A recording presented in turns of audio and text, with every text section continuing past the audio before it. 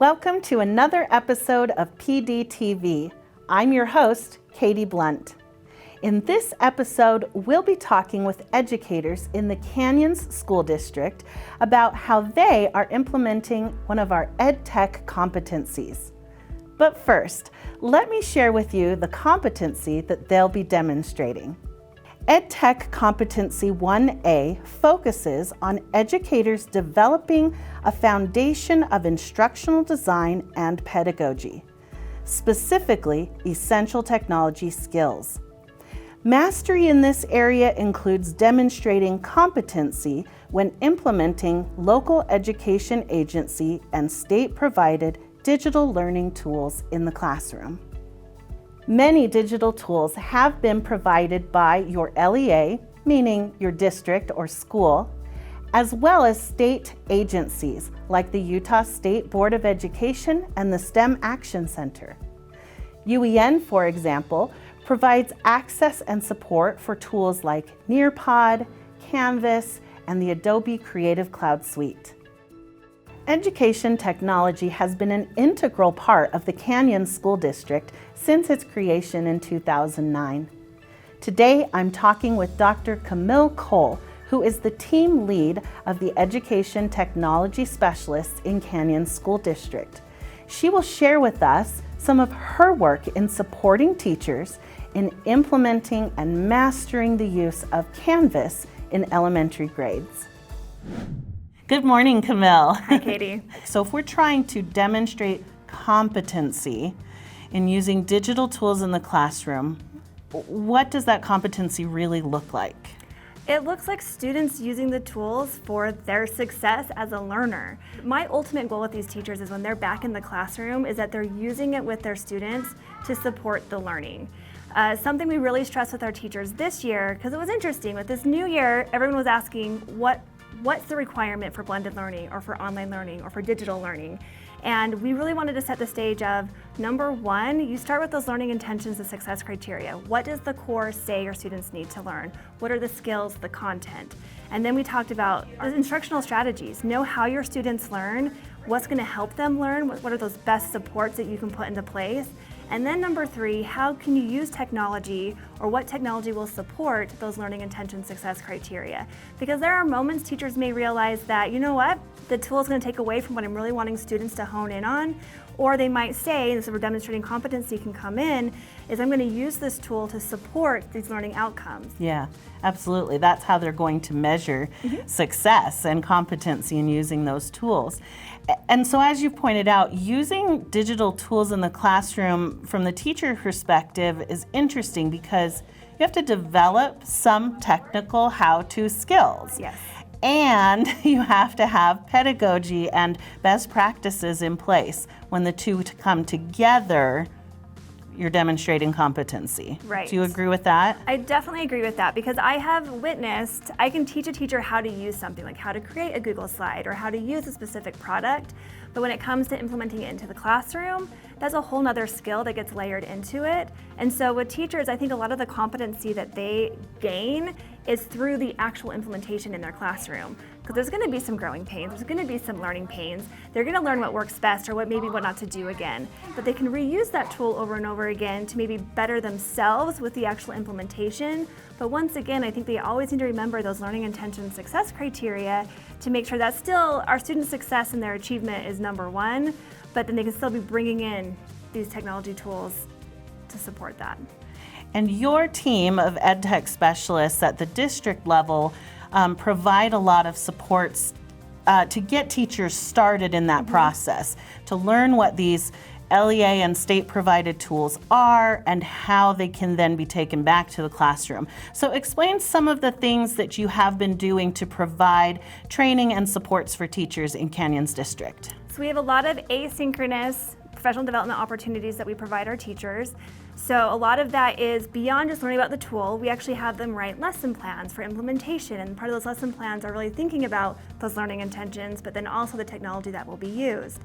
Part of that, we have observation, so they can meet with their instructional coaches and get that feedback, because I think that feedback is very beneficial to part of that competency, so you can learn what are you seeing that's going well, where are you seeing areas for improvement, and being open to that. Because that's one thing with competency, no one's going to be perfect. I'm not even perfect. And I know technology pretty well, and I can use technology with students pretty well, but I also recognize when I can get that feedback, I can improve my own practice. Thank you so much, Camille.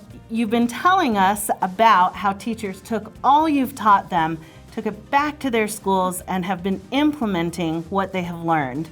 Can you share with us a specific example of where this is happening?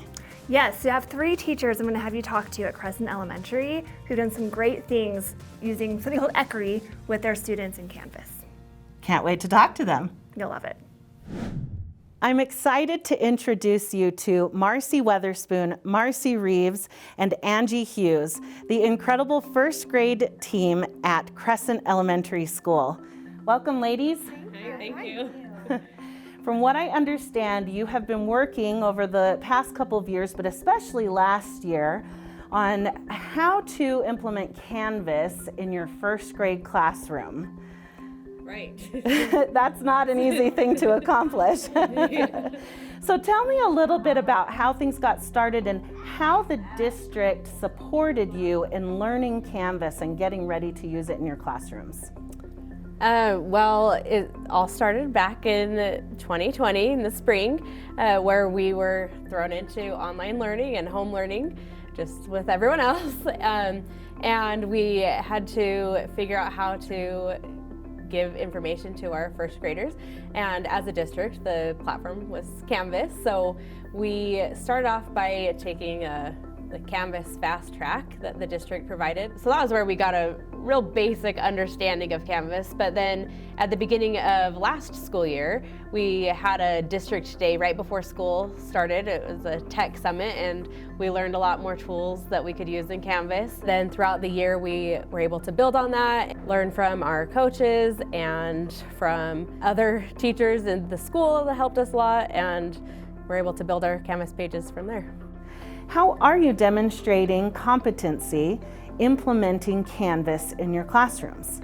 We mostly used videos of us teaching and would try to have them do something with the video. So if we wanted, to hold them accountable, we wanted to be able to see what they were doing. So we did use it in class. It was born out of the need if they were having to do it at home, but we didn't want all that work to go to waste if they were at school every day. We made sure that it was something that they could do at school so that we could work with a small group or independently with a student that needed help. It wasn't just sitting there, falling asleep watching a video. So they always had something to do, but something that a first grader could do alone.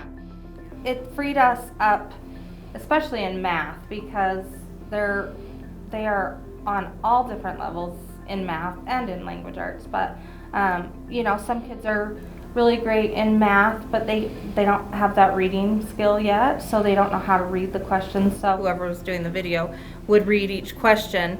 Some of the kids that could read wouldn't even need to watch all of the video. It just worked out so well for them to work on their own pace, and then it freed us up to work with a few kids at a time or one-on-one if somebody wasn't understanding the concept. Tell me a little bit more about the specific process you went through when building resources and adding them to Canvas. Yeah, so our principal had the expectation that we did a language arts video and a math video for each day of the week. So we organized it by that and then figuring out what kind of content we wanted to put on the videos. And then Marcy Weatherspoon came up with a great Google sheet that had everything organized. We just had a shared Google Doc that we planned out a couple weeks in advance, and it just had which subject we were covering for math and ELA for each day of the week, and then we assigned who was going to take care of that video and putting it onto the Canvas page, so we could see ahead of time what was coming up for the next couple weeks and who was in charge of doing that content. And then we had a little box for notes, so if there was an item required for the kids to have out, such as a paper or pencil or whatever they needed, it was in that little note box, and then a box to check off when we had finished. So when we were compiling our stuff on Fridays, we could see who had finished, and if one of us was taking a little bit longer or had a little bit busier day, then we could help fill in the gaps so that we made sure that all of our content was ready and in Canvas for the week or hopefully a couple weeks ahead. Okay, so this year has been a bit different for everyone. What challenges have you faced as you've tried to continue using Canvas in your classrooms? Having to be here most Fridays in person has really cut down on the time that we use to make the videos, to plan ahead, to work to make the different videos that they could watch at home. So time definitely has been the biggest struggle. Another thing in addition to time is that our math program changed. So like we said, we used it a lot in math to be able to free us up to target kids that needed extra help. But since our math program changed, all the videos that we made last year, we weren't able to use this year because they didn't quite match up to the pages or to the specific lessons. So time and the math program changing have been big obstacles for us to continue using it like we did last year. For all of the administrators watching this episode, tell them what you need in order to be successful using Canvas in the classroom. Canvas has proven itself to be successful, and we've seen growth in our students when we were implementing it in our classrooms. And our principal, our administration has been fabulous and been supportive all the way of what do you need, how can I help you, what additional trainings do we need, whether it's a person in the district or somebody who specifies in training on Canvas. But most of all, it's just finding the time to be able to do that. So our principal, like I said, was very supportive and wanted to find ways that we could get the time to do it, whether it was doing it over the summer and being paid to do it, work through the summer, or find days where we could have substitutes come in and teach our classes while we were making the videos and still implementing Canvas. So she's supportive all the way, but again, it's just been hard to be able to figure out how that works and how that looks this year with the supports that we've gotten so far. So the number one thing you need is time. Well, thank you so much for sharing your experiences with us today. I know we've all learned a lot about how to implement Canvas in our own classrooms and just in general of how to master digital learning tools in our own classroom. Thank you so much. Thank you for having us. Thank you to today's guests for sharing with us the great work they have been doing in Canyon School District. Now that you have seen Competency 1A in action, how can you implement this same competency in your own classroom? Start by exploring which digital learning tools are available to you. Visit UEN.org to find information about UEN's digital tools and education partners. Visit schools.utah.gov to learn about USBE's programs and explore their digital learning resources. And be sure to talk to your administrators, coaches, and specialists to find out which digital learning tools are the focus for your district or school. Next, seek out professional learning opportunities in your district, your school, and from state agencies. Find out if your district has a library of digital supports. Ask your coaches and specialists about professional learning workshops and classes that you can attend. Ask your administrator about focusing on certain tools during faculty meetings and school-wide PD. Take advantage of courses and workshops provided by state entities and partners like USBE, UEN, action centers, museums, and nonprofit organizations. Learn how you can attend EdTech conferences online and in person, such as the Utah Coalition for Educational Technology Conference. Once you are aware of the tools and trainings available to you, decide where you will focus your attention. Don't be overwhelmed. Don't try to take on everything at once. Focus in on what is most important for you and your students. Finally, jump in and start learning. Join a class, watch tutorials, meet with coaches, chat with coworkers and members of your personal learning network. Learn the technical how-tos for using these digital tools, and more importantly, learn how they can benefit your students and enhance teaching and learning in your classroom. It's important to follow up all of that learning with implementation. Apply the tools and practices you have learned.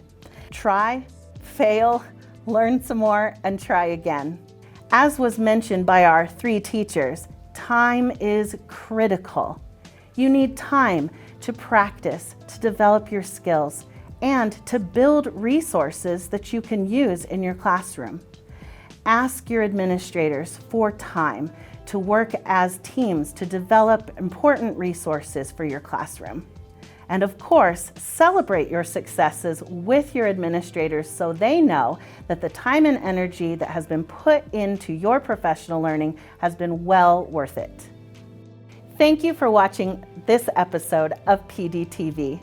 Remember that each PDTV episode is accompanied by a teacher toolkit that you can access at uen.org/PDTV. In this toolkit, you can find links and resources to help you implement what you have learned from this episode. To request training or access more professional development resources, visit uen.org/development. We'll see you next time on PDTV.